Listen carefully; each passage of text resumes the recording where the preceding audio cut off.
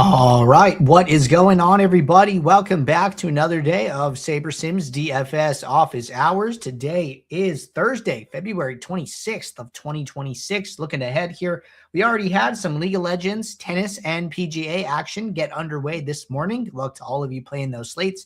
For the rest of the day, we have a 9-game NBA slate and a 12-game NHL slate. So should be a fun day of DFS. For those of you who are new here, welcome. My name is Andrew. I'm one of the coaches over here at SaberSim. This is a show where we go over how to use the SaberSim app, answer any and all DFS related questions, get your questions in one of three ways here. First off, send us an email, support@sabersim.com. Second, post it live in the YouTube chat. Third way, post it in the office hours channel in our Discord server. If you're not in our Discord and want to get access to that channel, there's a link in the description of this video. You also get access to our similar channels, individual sport channels, and you get access to the rest of the SaberSim team. Just can't say enough good things about the Discord. But with that said, we do this show Monday through Friday at 4 p.m. Eastern, and then we do this show on Saturdays at 12:30 p.m. Eastern. So you can tune in any one of those days to get your questions answered. All right. With that said, let's get SaberSim pulled up on the screen. We did have some questions come in prior to the show today, so we will start there and then kind of see what additional questions roll in. So first question of the day. Hey, Andrew, I've noticed that when there's an NBA slate of 5 or less games, my results are better versus a slate of 7 or more. By chance, do you have any tips/suggestions on how I can improve my results on bigger NBA slates? Good question. Tough question. You know, from my perspective, right, I don't think they play that different. I think that 2-game slates. So this is kind of like the brackets I would put them in. I would say showdown, right? Single game slate is like in its own kind of world. I think that 2-game slates are not that far away from showdowns, because often like a 2-game slate, you're going to need something very close to the optimal lineup to win. Not maybe the true, but very close to it, right? A lot of shared players in the optimal versus like winning lineups on a 2-game slate. And then kind of as the player pool grows, right, as the number of games on the slate get bigger from that point on, I personally think that the slates kind of feel a little bit similar. Now, I think what is important to understand as there are more games on the slate, there effectively become more and more winning lineups. You know, there are going to be more combinations of players that can help you win. So you don't need to be so perfect as the slates get bigger. It's kind of like how in like baseball, you know, you like never need an optimal lineup to win in baseball. So what you try and do is you try and capitalize on correlation by stacking teams. You know, the true like optimal lineup is never like some huge 5-stack, right? It's like 1 or 2 guys here, 1 or 2 guys here, you know, a player here, a player there, right? But the idea is that, well, in baseball, it's so hard to know who is going to do good that what you want to do is you want to try and capitalize on correlation, right? It's kind of the thinking there. In NBA, I think what you can do is, as there are more games on the slate, you can play a little bit safer and potentially use some heuristics to help you, right? Heuristics are general kind of rules of thumb that are like mostly correct, but not kind of always correct, right? As the number of games on the slate grow, I think you can consider using some things like that, right? I think one thing is like if you come in and you sort by value, okay? I come in and I sort by value. We see 1, 2, 3 Chicago guys. We see 1, 2, 3 Dallas guys. We see 1, 2, 3 Utah guys, right? I think it's okay to come in here and set a rule that says something like, hey, group auto use no more than 3 players group by team. This is a very common NBA heuristic. The idea is that there's only so many fantasy points available to go around in an NBA game. If one person is shooting, that means another person on their team is not. So it's not like baseball, right? Going back to baseball where it's like, well, if one guy gets a hit, that extends the game, right? There is no extending NBA games. The time is points, always going down. And then there's no stoppages, kind of like NFL, right? Where incompletion or guy runs out of bounds or like things like that, right? Where the time kind of stops. You basically always have this like running clock in NBA, which means there's less time to score fantasy points. I think you could consider a rule like this. I think you can consider player pool filters, right? You kind of come in here and you look and you notice that basically all these players, and even the value players, are above 19 fantasy points, right? Well, if I sort by projection and then I scroll down,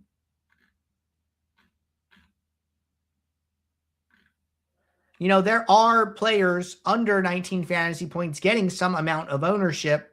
And you know, maybe you want to avoid these players, right? Yeah, maybe you add it up, it's like 5% total, but those are maybe 5% of players you don't want to play. So then maybe I come in here and then I set a filter. I just have this 17 one made, and I'm going to say, hey, I don't want to consider players under 17 fantasy points. I could tick it up if I wanted to, right? I could go up to, 18, 19. I'll do a new one here.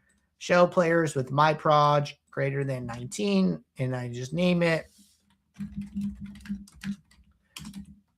My point is, like, filters, rules get safer as the slates get bigger, so it's okay to use them to protect yourself a little bit. So a filter like this would be okay.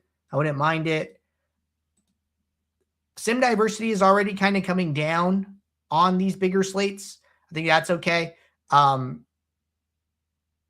If you wanted to favor projections more, right, you could consider trying to drop it down another tick or two. Not something I'd probably recommend, but it is like an option, right? If you are using custom projections or you're making projection adjustments, then I would consider, hey, how much do you trust your projections? How much do you trust your adjustments? If you trust them a lot, well, why don't you bring this down, one or two ticks to favor your averages more in the event that they are correct, like you're implying. So I think that these are all some things you could do. Min salary might be another one, right? Hey, the default's 48,000. On a big slate, I think I can be a little bit safer and increase my floor, right? Projection and salary are correlated. So by setting this projection floor, the projection filter, by increasing my salary, my min salary, right, I'm going to push myself toward higher average projection lineups, and this could be a safer thing to do as the slates get bigger. So those are three things I would consider if you want to do some things in the app on some of these bigger slates. All right, good one there. Next question, can you demonstrate how I can set rules to avoid having too much overlap of two players in the same lineup? What I'd like to do is be able to specify exposure percent to each player and control what percent of lineups include both players. Okay, so as far as rules go, right, you mentioned rules here. Rules are effectively all or none. It is 0% or 100%. So like, let's say I come in here and I'm going to look at for a team with like two high price players, maybe Philly, right? Okay, I have Maxey and I have Embiid here. And maybe I only want one of them most of the time, right? Well, I could set a rule and I would say group manual, use no more than one. And then I would choose Maxey and Embiid. So this will effectively make it so I never get either of them in the same lineup, right? Again, this is a 0 or 100% endeavor. I can set this. I will never get them.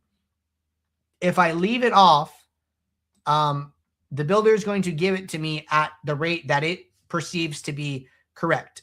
There is not a way to say, give me 35% of my lineups that include both of these players. That just doesn't exist in the app currently. I think what you can do if you want to do such a thing is run separate builds. So let's say I need to build 20 lineups, right? And I don't want more than 50% of my lineups to have both of those players together. Well, then what I would do is in build one, I would build 10 lineups. And I'm just going to use unique spawning because it'll be faster. Okay, so I'm going to go and I'm going to turn on that rule. manual, use no more than one. Maxi Embiid, save that. And then I'm just going to generate, I think 200 lineups will be fine for this. All right, so I'm kicking a build.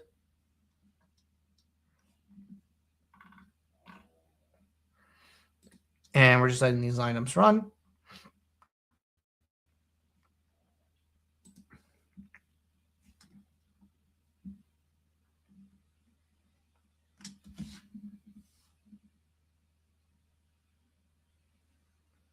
Running a little bit slower because I have the rule, but I just needed 10 lineups, so we can just stop this early. It's okay. Oh, and I have the filter on. That's all right too.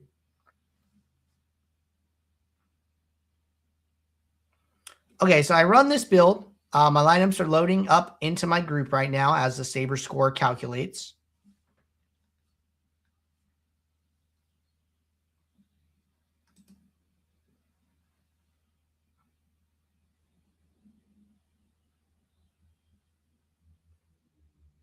Okay, great. So my lineups load. Here, right, I can see I have a lot of lineups with Maxi right out of the gate, but none of them have Embiid, right? See Maxi, no Embiid, Maxi, no Embiid. None of these have Embiid. So it's doing everything I want it to do. Great. Now that I've done this, what I want to do next is I want to take these 10 lineups and I want to combine them with the other 10 lineups I run where this rule is off. So what I want to do is I want to utilize the favorites tab. So what I do is I click the bookmark for lineup 1. That is a bug that only happens when I don't have an entry file uploaded.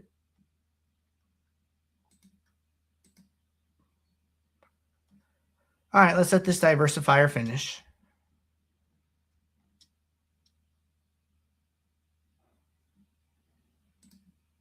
Okay, so I still have that one lineup bookmarked. Then what I do is I scroll down to the bottom lineup and I hold shift on my keyboard and then I click the bottom bookmark. It automatically sends all of the lineups within this group to the favorites. I stopped at 7 because you can't really see 8, 9, 10 because the question's in the way, but I'm just going to manually add those. So great. So I have 10 lineups. I know this isn't happening. And then what I would do is I would go and do the same thing. I would go to a new build. I would leave the rule off. I'm not going to turn it on here. Build my next 10 lineups or my next set of lineups. Take 10, send them to the favorites. Now I have 20 lineups where I know I have controlled the exposure of these two players together. That is the best way to do it in the app currently. So if that is something you want to do, that is how I would handle it. All right. Next question. Should I be running a separate build for each contest that I'm in for the contest sims so that the ownerships are changing? Single entry 150-20. I am confused on what the Portfolio Plus is doing. Seems as if it's not my top ROI lineups. Okay, good question. So I do not think you need to run a separate build for all of your contests. What the user is asking about in terms of ownership is they're asking about the my own column. Okay. So yes, let's assume exactly like you said, you're playing a single entry, you're playing a 20 max, you're playing a 150 max. So the ownership here in the my own is set to flagship MME by default. However, that is not the ownership that all of your contest sims are using. Okay. Each contest sim is using the ownership of the bucket it belongs to. Okay. So here, right, if you go to the contest tab, you can see that, hey, the Mega 8s is using the high stakes 20 max. The $15 150 max is using the flagship MME. The, where's the single entry? The $100 single entry is using the high stakes single entry, right? So when you sim, it's using whatever is in this field lineups column. It is not using the my own, okay? So even though my own says flagship MME, that is totally okay. What the my own source is used for. Okay, we'll go back to this lineup, this build where we already created lineups. We'll go back to this one.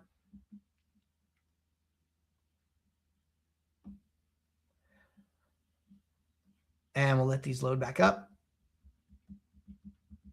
Okay, so the my own values, these get used for any filters that you set. If I had set a filter, for example, that said show players with my own greater than 1, right? It's going to look in the my own column, and it's going to set a filter based on the flagship MME ownership, okay? So it would be used for filters. It would be used for rules. If I said use at least one player whose my own is less than 10%, right? If I wanted to like work in some low owned player here, it would look like this with this requirement section. Again, the my own would be used for that. The my own would also be used for post build filters, and the values in the my own are used for the ownership sum that you see here on the side. So all of those things are what the my own column impact. At no point does the my own source impact your contest sims. All of the sim settings belong in the contest tab. So as long as you don't change anything over there, there is no impact. So you don't need to worry about changing this source. Oh, I forgot one thing. It does impact the leverage. So here what we're doing is the leverage is the exposure minus the my own. So right now it's 70 minus 46 for Sensabaugh for 23%. If I change this to high stakes single entry, Sensabaugh goes up to 78% ownership. Now my leverage updates and now it is negative. Okay. So that would be another thing that the my own impacts is the leverage calculation. Okay. So that's what's going on with the ownership buckets. Then as far as, yeah, the second question here, I'm confused on what Portfolio Plus is doing. It seems as if it's not my top ROI lineups. So it's not all of your top ROI lineups. That part is correct. So we're going to demonstrate this with Portfolio, which uses Saber Score, but the concept is going to be the same whether or not you are using ROI or whether or not you are using Saber Score. Okay. So I'm going to come in here and I'm going to look at the portfolio rank. Okay, I'm using portfolio. These are my top portfolio lineups. So notice that the Saber scores are not in order. Okay, our top Saber score is 194. That one, the top Saber score is always the starting point. From there, the builder will look at the lineups.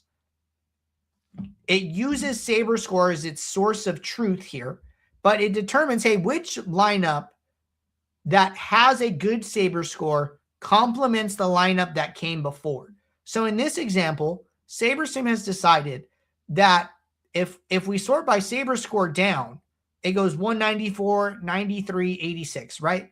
But when we sort by portfolio, SaberSim has determined that the 52, the lineup that has a 52 Saber score complements the lineup that has a 194 Saber score better than all the other lineups. So it effectively skips the 93 Saber score, which is a higher Saber score, in favor of the 52, because in the sim, those lineups played better together.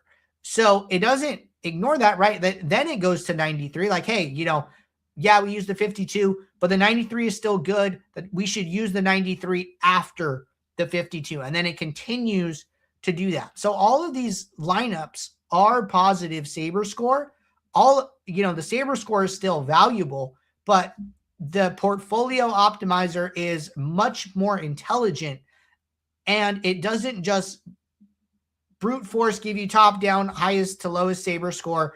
It basically solves which lineups are the best to play together and then gives you those. So you're right that it's not just giving you the highest to lowest, but it is giving you a strong set of lineups that play well together. So that is what the portfolio optimizer is doing. But very good clarification question there. All right, so we find ourselves in the middle of a build demo here. A lot of the things that we would normally do in a build demo, we have already done. We've, made some adjustments to any pre-slate settings any pre-build settings that we wanted, salary, rules, filters, if that is something you like to do. We ran some lineups. We're in the post build. We're using portfolio. That's great. We have some aggregate metrics, projection and saber score are a couple that I like to lean on, especially on the starter package. Then we get into the table. We sort by exposure here. If you are primarily playing a certain type of contest, right? If you're on Ultimate and you have access to all of the ownership buckets, and let's say you primarily play low stakes 20 max, I think it's okay to come in here and switch that source. Like, hey, this is my primary source. I want to analyze the leverages based on those ownership projections, kind of going back to the earlier question. I think that's totally okay. I think that's like a completely fine thing to do, and I wouldn't think twice about doing it. If you want to leave it on flagship MME, or if you're on starter where flagship MME is your primary source, again, that is going to cover that's like our most common ownership umbrella to use there. So I would use that bucket. Now, coming in here, analyzing the leverages, I like to sort leverage high to low. I like to sort leverage low to high, see who we are taking stands on, and then taking stands against on the opposite end there. Looking at our top exposures. Sometimes we did this earlier, but I like to come in and sort by value. Hey, what teams are kind of popping here? You could do some additional research, go in and look at the teams and say, hey, are there a lot of players out for this team? And like we go to Utah and we see a bunch of out statuses over here on the side. And we see players with 8,200 salary, 7,900 salary, right? These players open up a lot of usage for lower salary players on the team. So like that would make sense to me. Again, just like doing some QA, making sure everything kind of lines up and makes sense in your lineups, which it normally does, but nice to have some peace of mind there. Once I'm happy, once I'm satisfied, I would save these lineups. I would download them from the upper left here, and I would be ready to upload them to my contests. So that is a slate demo for the NBA 9-game slate tonight. We also demonstrated how to use favorites earlier as well. Knocked out a couple questions, and I think we are all set. So appreciate you guys tuning in. I'll be back tomorrow, 4 p.m. Eastern for our next show. So until then, everybody, take care. Good luck. Thanks. Bye.